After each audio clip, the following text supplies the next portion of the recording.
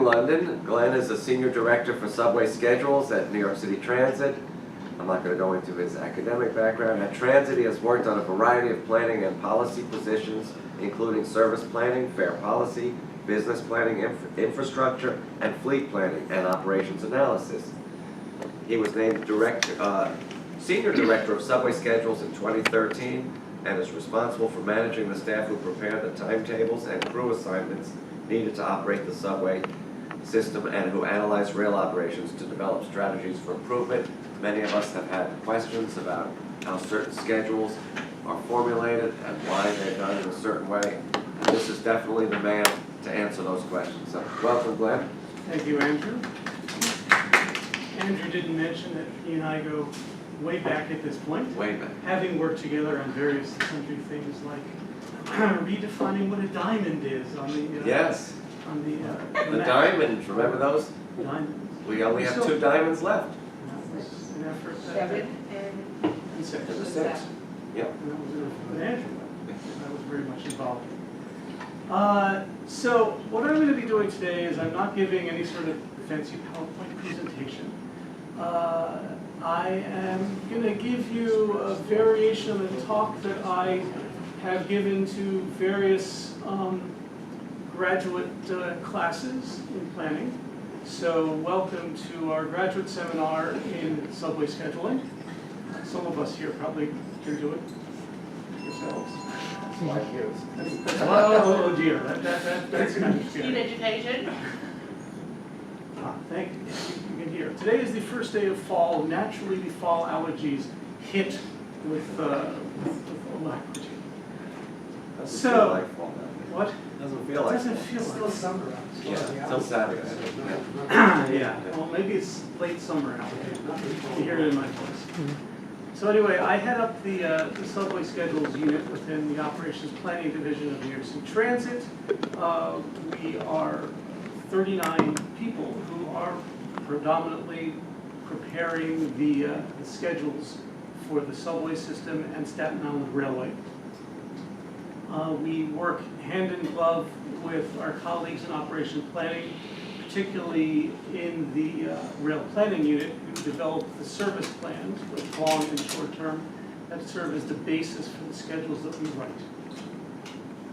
So I like to say that the schedules represent kind of the last step in the planning process. They take the plans and turn them into actionable activities that our operating departments will then implement.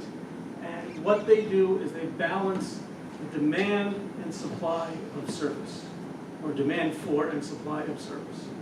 Now, most economists out there call it supply and demand. I just called it demand and supply. Thoughts as to why you chose that order of language. Anyway, I start with demand and supply. Equipment is supply. Why do I emphasize demand? You have to match. You have to match. I try to remind my staff and myself all the time that we aren't here to run trains and schedule the trains. We're here to schedule the trains to carry the people, the demand. So the demand side is the ridership level and where people are going. The supply side, that's the subway system itself and what it can do.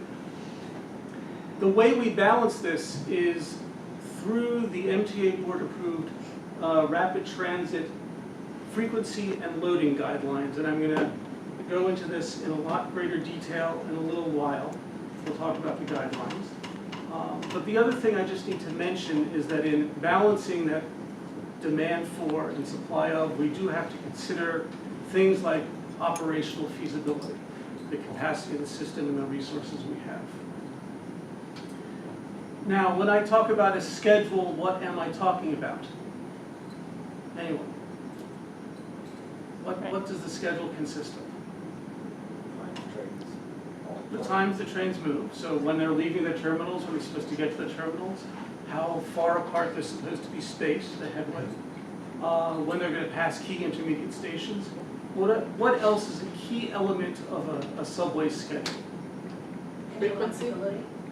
Interoperability, in other words, The A train schedule has to operate with the G train schedule in Upper Manhattan and the C train schedule in Lower Manhattan and the like. That's a very good point. Anything else? Did you mention frequency? The frequency, yeah. Who runs the trains? Staff. Operators. The bigger part of the schedules we prepare are not the actual train timetables. It's the crew work programs. Think about it, a line like the A train, from 207th Street to Far Rockaway, the one-way running time is roughly an hour and 40 minutes or so. How many round trips can I get out of a crew in a given workday? 3. Round trips. When I worked there, there was one trip to the coast, to Far Rockaway, and one trip to the. Right, 2 round trips. It's 2 round trips. You're running 200 trips a day on average on a given line like that. That's going to be 100 crews worth of crews you have to schedule. And every one of those crews needs to be assigned to a very specific trip or series of trips.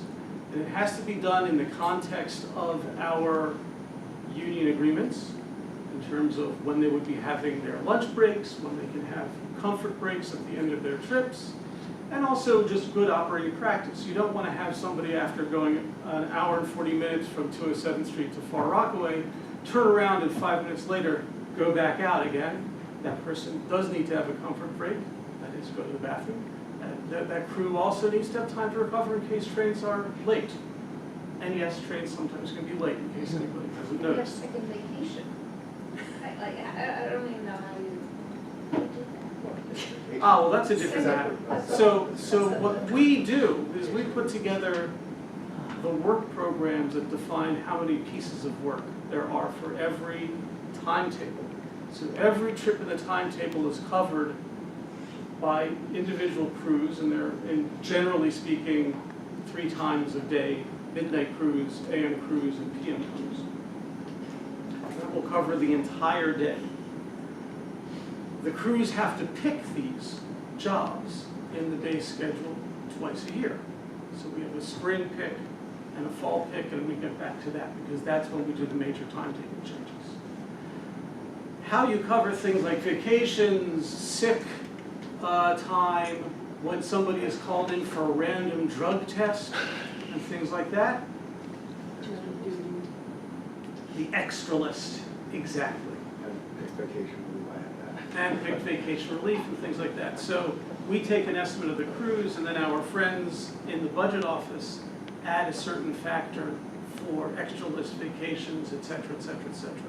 So if we say you need 100 crews to run, say, the A line on a weekday, there will be 120 crews, roughly, because you add 20% for that. But in any case, the crews, the work program, that's a major, major component of what we do in scheduling. And it's something we always have to consider. The other thing we have to consider is the long-term versus the short-term. So I mentioned that we have picks twice a year where the crews are picking their jobs. Those are the long-term base pick schedule. That's where we incorporate the base service plan, the service plan you see on the map. Any major changes, like say the Second Avenue subway, I'd call that a major change. And we'll talk a little bit about that towards the end of this. But those pick schedules, we do them twice a year, and that's for the permanent service changes. But we also do what are known as supplement schedules. And that's when something changes from the picked schedule. So why would we be changing service from the picked schedule? Construction, what? Divergence. Activities Activities. like? The tennis or Right, football. the Mets games, things like that. Right, so capital and maintenance projects account for most of the changes, but also special events, special changes in operating conditions, weather things will cause us to write supplement schedules. What do I mean by weather? When we have predictions of cold weather, where do we send our trains to be stored? Underground. underground. What do you have to do when you're doing that? You have to move them, but you also have to take the express trains off of the express tracks and run them local. We have supplement schedules written every winter for that very purpose. On the other hand, suppose a blizzard is forecast and a decision is made, we're going to run just underground only service, as we did this past January. Would we have a supplement written for that? You say yes, I say no.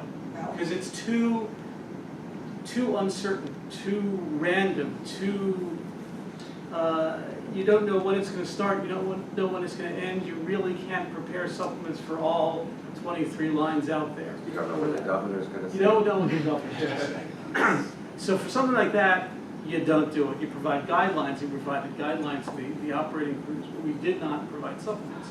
Mets games, this is a very good example. Do we provide supplements for Mets games? Just have that special, You have layup trains waiting in place. Do you do Okay. it for Yankees games? The answer goes this way. For Mets games, yes and no. For Yankees games, no. For the Mets games, if it's a weekday game, we actually provide some extra express service out to Shea Stadium, and we provide that with the supplement schedule. But you don't know when a game is going to end for a baseball game. So what we do, the operating department will just call in the number of crews they think they need, the number of trains they think they need, usually based on how many people are reported to going to the game. So we will be calling, Shea Stadium, not Shea Stadium, City Field, dating myself. And say, well, we have 50,000 people at the game, and we'll say, okay, we need X number of trains extras to run when the game ends. So the reason I'm emphasizing supplement schedules is the vast majority of the work my staff does are for supplements. We produce approximately 2,400 separate schedules a year. 85 to 90% of them are supplement schedules, and the vast majority of those supplements are for construction and maintenance. So, for example, right now on the Queens Boulevard line, we are doing major signal upgrades at various junctions, and they're requiring that we reroute express trains onto local tracks or local trains onto express tracks and reduce the frequency of service. All of those required supplements every single weekend and every single weeknight when we're changing the E, R, M, and F trains. you still doing that for time change? We will do supplements for time changes. That's a minor one. Because when you add an hour, you have to add 3 more trips in the middle of the night. When you're cutting back an hour, you take out 3 trips per line in the middle of the night. So that's the wonderful world of supplements, which is as I said, what my staff mostly does. So, we made it through page 1. Did you say you don't have supplements at Yankee Stadium? We don't have supplements at Yankee Stadium for the reason that it's served by 2 lines. The Concourse line and the Lexington Avenue line, Jerome line. And there's such a robust level of service basically at all times, we won't provide supplements. We will, of course, provide the baseball specials after the game. So we will stage trains, but they're not in a schedule. They're just dispatched by the dispatcher when they think they need So it. they're sitting underground? They're sitting underground on the middle track above ground. We don't use the express track on the Concourse line outside of rush hours, and we actually don't use the express track on the Jerome line at all, other than for non-revenue moves. And so you can just stage trains one after another there, and then bring them in when you need to. Given the way the Yankees have been playing this year, there have not been that many of those trains staged. I was at the stadium there over the summer. And as the express track doesn't And they serve brought on a the 60 stage bridge. train in, a stage train after the regular one, which was jammed. They left it in the stadium, in the station for about 30 seconds and sent it out with about 8 people on it. So that's a dispatching problem. That's a dispatching issue. Makes sense. Usually the strategy is when they know a game is going to be breaking, they dispatch the regularly scheduled trains a couple of minutes early Yeah. so that they can sit at the station, it's Willets Point or Yankee Stadium, for a couple minutes to fill up, and then they'll bring in the stage trains between the regularly scheduled trains, again, to sit for a couple minutes. Why the dispatcher didn't hold that train, I can't It say. made no sense. But that is the operating strategy. So with supplemental schedules, what's the least amount of time that, or the lead time you need rather? For a supplement Yeah. schedule? We generally try to do them within a 6-week timing, 6-week process, whereby 6 weeks prior to the date of the supplement taking effect, there is a meeting where all the various parties agree upon the package of work that's going to be going on in that given week. So that meeting occurs every Wednesday morning, and that's a meeting between schedules, rapid transit operations, capital program management, maintenance of way, and a few other groups in the customer corporate communications folks to get the information out. And we agree on a package of work, and it's generally going to be about 30 or 40 major jobs on any given week. So the one that we approved yesterday is going to take effect in about 6 weeks' time. And then we have several weeks to prepare the supplements, and it's a constant churn, because every week it's a different mix of service plans and a different mix of supplements that we have to So prepare. if there's a weather emergency, something that's coming your way, what would you call that? What happens is, suppose we have supplements planned for this coming weekend and a hurricane is anticipated, which happens. There is, as you get closer to the expected landfall of such an event, we have a series of meetings, conference calls, etc., to decide what will and will not work. If it's going to be a major hurricane, everything gets canceled. But if it's going to be like just an ordinary snowstorm, we might cancel the outdoor work and still do It whatever has to be indoor work. sustained winds of over 40 for you to take trains off elevated structures. Right, 39 miles an hour or more if you have sustained winds is when we stop running service on the elevated structure. And that's not because of the instability of the trains. They'll withstand winds far higher than that. It's for the protection of customers and crews on the outdoor sections. But in any case, when you have things like that, you have to start canceling supplements and service plans left and right. And one of the things that gets very complicated is that they're all linked together. So yeah, we always are doing that when there's bad weather. Fortunately, this coming weekend, there's not going to be a lot of bad weather. So all of the supplements that are going to disrupt your weekend plans will be running. I worked one of those conductors as a conductor for the baseball specials in 1973. They haven't changed much except for the equipment and maybe the fans. So maybe the same fans are there too. So I want to talk about our guidelines. And here's where I actually have a handout for everyone. This is amazingly, I was able to put together a one-page summary of our frequency and loading guidelines for the summer. Excuse me, Bill, can you have a copy, please, for tomorrow? Yes. Folks on the phone, scan it, send it out. So I've been at the Transit Authority now for 30 years. When I started here in 1986 in the Operations Planning Department, there were no guidelines for scheduling service. That was actually, those were being developed when I started there, and as a junior planner, I was actually very peripherally involved in the development of these guidelines. The guidelines were adopted by the MTA board formally in February of 1988. There have been a few revisions made since then, most recently in 2010. And they basically provide policy guidance for developing our PIC schedules. And they essentially try to answer three main questions.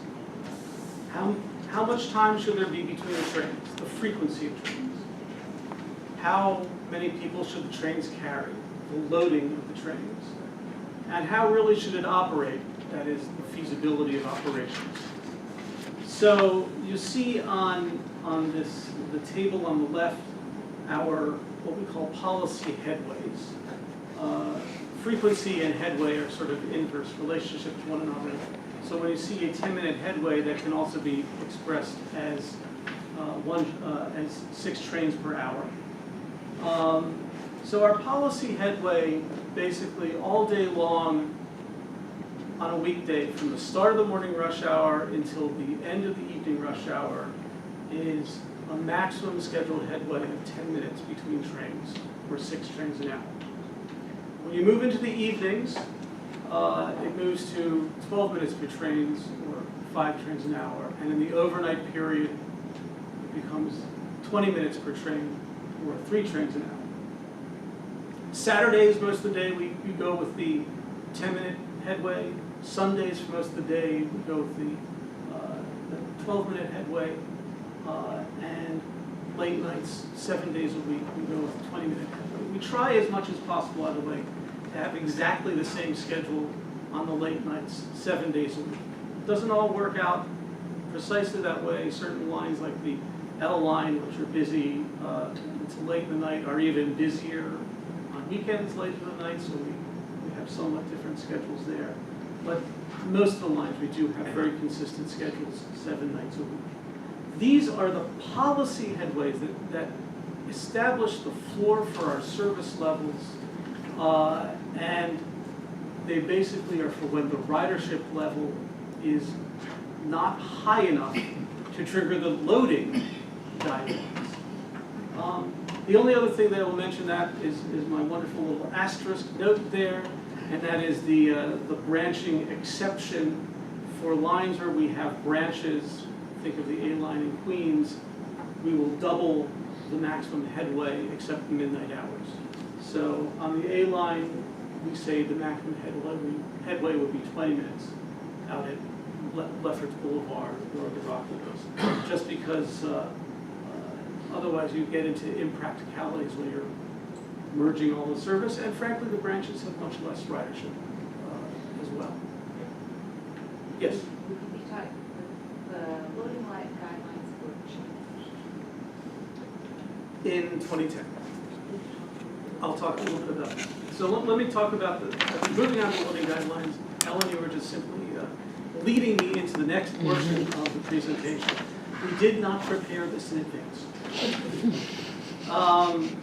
So our loading guidelines differ by time of day.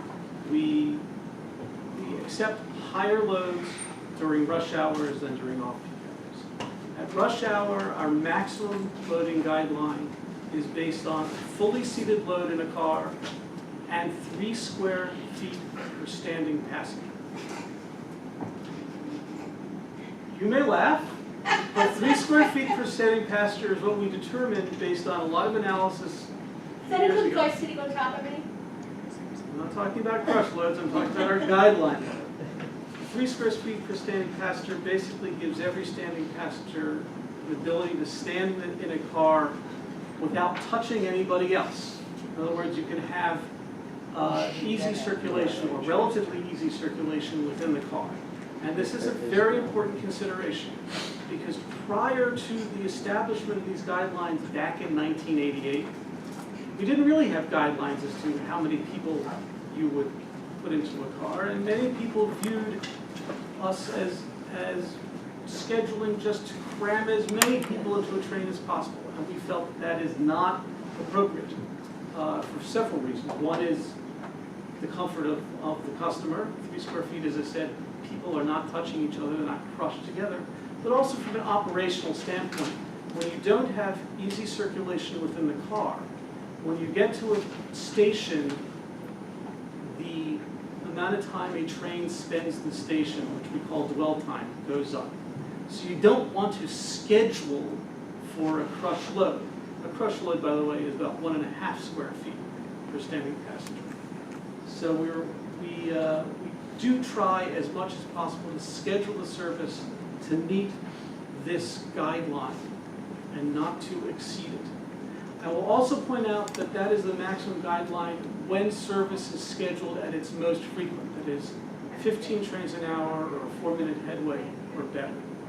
During rush hours, if we have less frequent service on a corridor, we will use as a threshold to increase service a lower standing room capacity.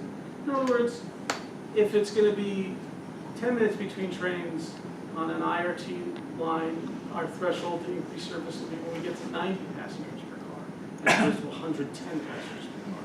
So it's a sliding scale, and we do evaluate this very closely, and we will make changes in service when we can at lower than these levels, if the service is not scheduled as frequently as the most frequent service. Let me ask Yeah.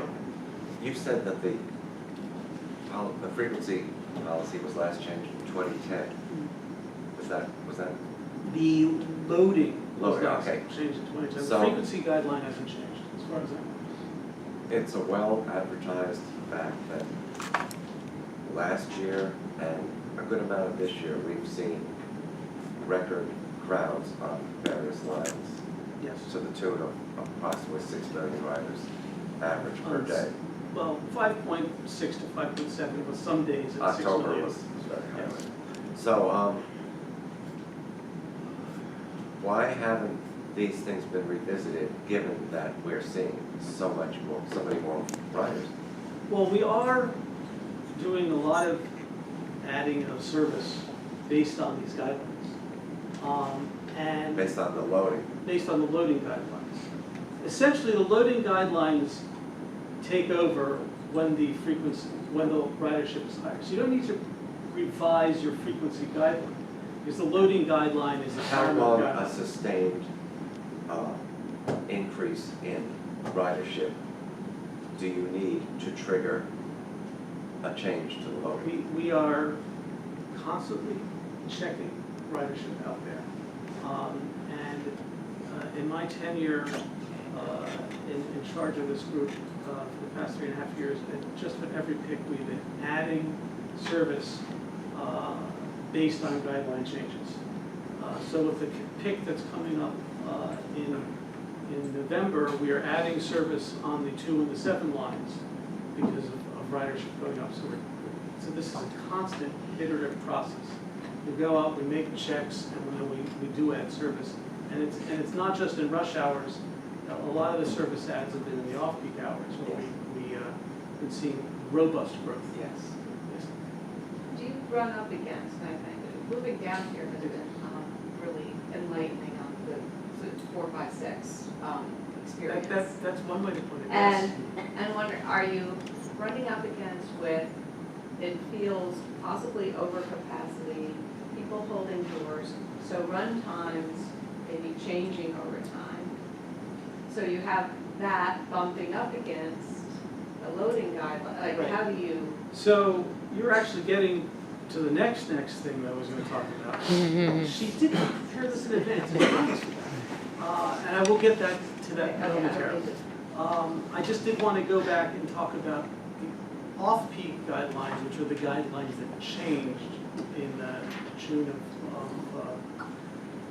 of 2010. And that is, we've changed the guideline so that formerly we used to say we'd schedule service to be a fully seated load on average at the peak load point. By the way, the guidelines take effect at the peak load point, the point on a line where a train is most crowded. So on the Lexington Avenue line, for instance, the peak load point southbound of the morning rush hour would be 86th Street, 86th Street. On the 4 and 5 heading north in the morning during the morning rush hour, where would it be? Well, It used to be Atlantic Avenue. Yeah, sorry. It is now Union Square, Huh? and that is the L train effect. And that's only within the past couple of years, by the way, that we've picked up on that in our checks. But in any case, we used to have an off-peak guideline of a seated load. We have now changed it to 125% of the seated load. So if a car has has 40 seats in it, we now say our guideline load is 50 in the off-peak hours at the peak load. Depending on car type. Depending upon car type. I mean, I'm just giving that as a Sure. I have a question, you mentioned those particular stations where they're observing, what if there's certain changes in routes or connections that create different patterns at different points of the ride? For example, the Calvinian and, with all development there. no, with the change in the connection to the F train, J Street. Change the rider's patterns from what the R train does at that station. So they look at that train at that station. And in You fact- would see in terms of loading, there's zero loading. When you went to the next station, you would see there's a little room to get on. Then when you're in, you get on the train. And in fact, So by measuring at certain points may not capture what you want to capture. we cannot measure at every point on the line because we simply don't have the resources with staff. Transfer points. But we do a lot of measurement, particularly when there's some sort of a change.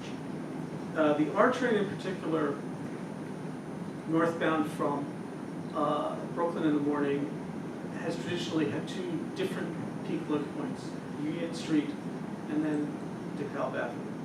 Union And- Street because people get off and change at Pacific. Exactly. And we've Or always Barclays. checked both of them. And for a while, it was Union Street consistently, was always the peak load point. Now it's not certain because there is that big draw of the J. Lawrence transfer. But the thing about the J. Lawrence transfer that is particularly frustrating to me as, I guess, as a planner and whatnot, is that it is completely end loaded. It is at what would be the north end of the train. And so the first two cars of that train, of any given R train, are packed. The other six, less so. On average, that's, the trains are still within guidelines, and it's the lower threshold guideline, even if the first two cars are Average packed. lies is what I'm trying to say. But we are keeping an eye on that. It's called the median. The other thing that we do, and this is how we get to the issue of how do you check everywhere when you can't check everywhere with people, is we do have a ridership model, well calibrated to traffic checks. And we do periodically run the ridership model based on MetroCard entries, and that allocates riders on different lines, and we can see where there are issues that may be cropping up, and then we can send out checkers. You to- do that on a day when there has been no delays of any sort, I assume. We try to pick No good, signal clean problems, days. track Yes, problems, yes. We sick try- passengers, you'll- police actions. You'll never find a day like that, you know that, Angel. We usually try to do October or May because those are the two heaviest driving months, and then we will compare that to what we see. Less We sick used to- passengers in those months? Depends on allergies in the fall, I suppose. So in any case,